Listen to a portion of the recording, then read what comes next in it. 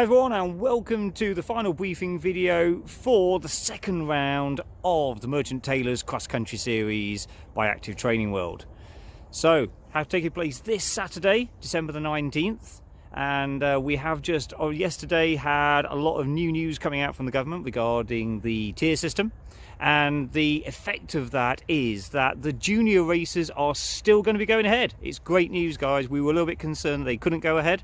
Merchant Taylors School itself has actually been placed into tier 3, but under UKA guidelines and government guidelines, organised sports for children can still go ahead. So the under 11s, the under 13s, the under 15s and the under 17 race will all still go ahead as planned. If there are any under 18s who are due to race in the under 20 race, then they can also, if they wish, take part in the under 17s race, but we'll give them a different number and they'll be running within their own competition. I do suspect there won't be that many, but we understand that some of them may wish to run, and so we want to give them that opportunity. So what's happening with the adult races? Unfortunately, under the government guidelines and UKE guidelines, we cannot hold any adult races for anybody coming outside of this tier 3 area. So there's no point as putting a race on for literally a handful of people. It's not what, I'm sure they wouldn't want to race in a very small race anyway. So there will be emails being sent out to you all about what that means, but hopefully we will be able to see you back here at Merchant Taylors for a future round of the series. Fingers crossed that we do eventually come out of tier 3 and we can get back to some kind of normality. But in the meantime, we're going to go ahead with the kids races this weekend, and we are really excited about this because Merchant Taylors have done a fantastic job of sorting this out for us. So big thanks to them. And in actual fact, I'm going to take you around just some little bits of the course so you can see it right now and see the work that they've done. So when you arrive at Merchant Taylors, you'll come into the start and finish field. And in actual fact, behind us here, this is all going to be cleared out a little bit better. The registration is going to be in the gravel car park where you can see the cars at the back there. We're also going to have some catering facilities available on the day as well to keep you all warm and provide you with some food and drink. So that's where registration will be. And then you'll come up here through a bit of a muddy field, I'm afraid, but hey, it's cross country. And then through this gap in the fence. And this area here is where the finish will be over on this side, and all the start pens and the starts will be over on that side over there. Now for this race, we're going to be starting you in waves of around about 20 or less, okay? And we're going to try a rolling start, so a bit different from what we did last time. It's going to be a rolling start of waves of 20 or less.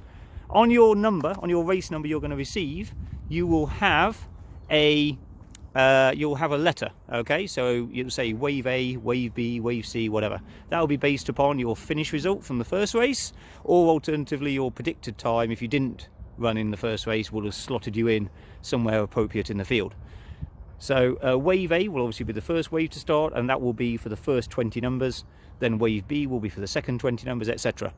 We'll call you to the start line, and then what we're going to do is set you on a rolling start for that 20. So what it means is that you will just sort of jog towards the start line. Obviously your time doesn't start until you run across the line and your chip activates, and then you're off. All the results, as per last time, will be based on chip time, not on gun time. So the person who does finish first in the race may not be the winner. It's quite likely they will be, but they may not be the winner. And the way we're setting off people is fastest first. So in theory, if the people at the front are the fastest and they cross the line first, the chances are that they are going to come first in the race. But you know, wait until all the final results come out to see how that all pans out.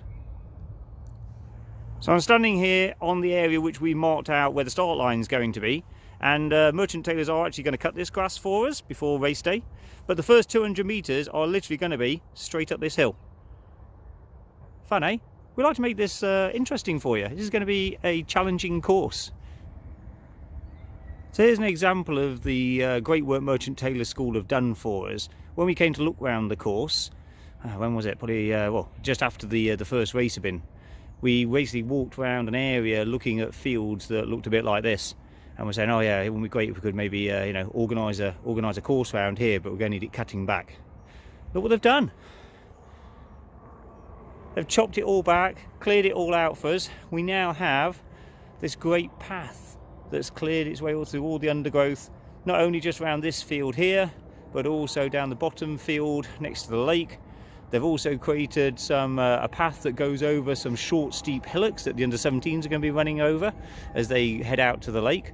The under-11s, under-13s, under-15s will be looping back. They don't do those steep hillocks, but they'll be looping around this field here and back up this area here. As you can see, yet again, they've cleared it all away nicely for us, and they'll be heading up back into the start-finish field. Yet again, at the top field, at the up there on the left-hand side, you'll be running into. Yet again, that's all been cleared nicely.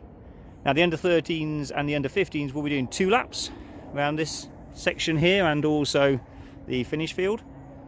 Under-11s just do 1 big lap, and of course, the under-17s are going to be heading out around the lake, which is over the far side over there. You might be able to see it just through the trees, actually. And then looping around the lake, there's another field at the far end there where they've created some more gaps in hedges and things for us to run through. Coming back around the lake, apparently we're being told it's very muddy around the lake. We haven't been around there today, but we will be obviously when we're marking the course out. We're looking forward to that.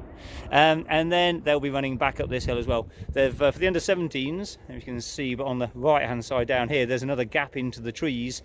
Yet again, they've been out hard at work and they've cleared a huge gap up through the trees there, which is going to give us a nice steep climb up through the trees for heading onto this path.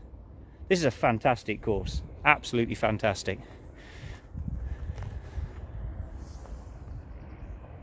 Okay, so on the under-17s course here, and also will be the seniors course if they're running, and this would normally be the path out to the lake. That's going to be the path that we come back on, but the guys have very kindly cleared a way through the undergrowth here, so guess what?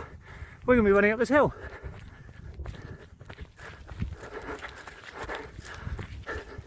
Up to the top, down the other side. Oh, that was so much fun. I think we'll do it again. Back up. On the top here. And the guy's going to clear this out for us. Down. And back up again. All of this was all overgrown about 2 weeks ago. They did a phenomenal job. And over to the lake. Well, that's me done. That's quite hard work. Okay, so come out, check out the course, and this is the under-17. This is the field at the far end where the under-17 is going to run, at the far end of the lake. Guess what? We managed to find a bit of a water splash for them. Okay, let's go check it out, see what it's like. I just hope I don't go up to our waist now in water. Well, that's a bit deeper than I thought. Okay. That's good. That's good. So yeah, good news guys, you still get a bit of a water splash. Okay, we're down in the bottom field. It's at the top of the hill. You drop down into another field. The petrol station is just behind me, that you probably saw when you came in from the road. And you're going to run down that hill into the corner along that path around here. And then guess what? What goes down must go up. So let's go.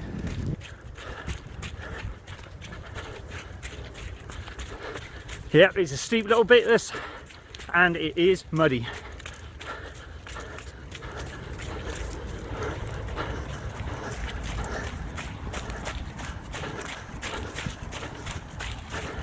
Still going uphill.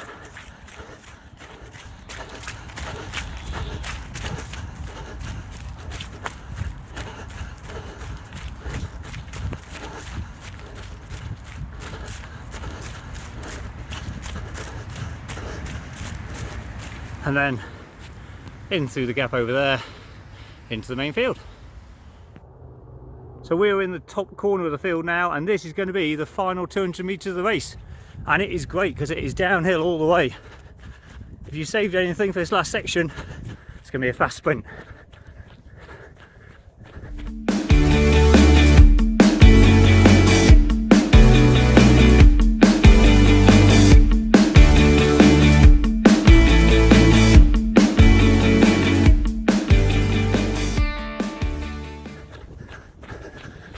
And this is going to be the finish here.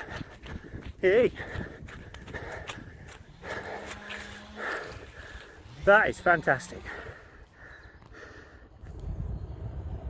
So some of you may wonder whether or not there's been any changes to the logistics on the day now that there's no senior race. And the answer is no, everything will be exactly the same as per the final details that we sent out to you. So all of those start times and the registration times will all remain the same.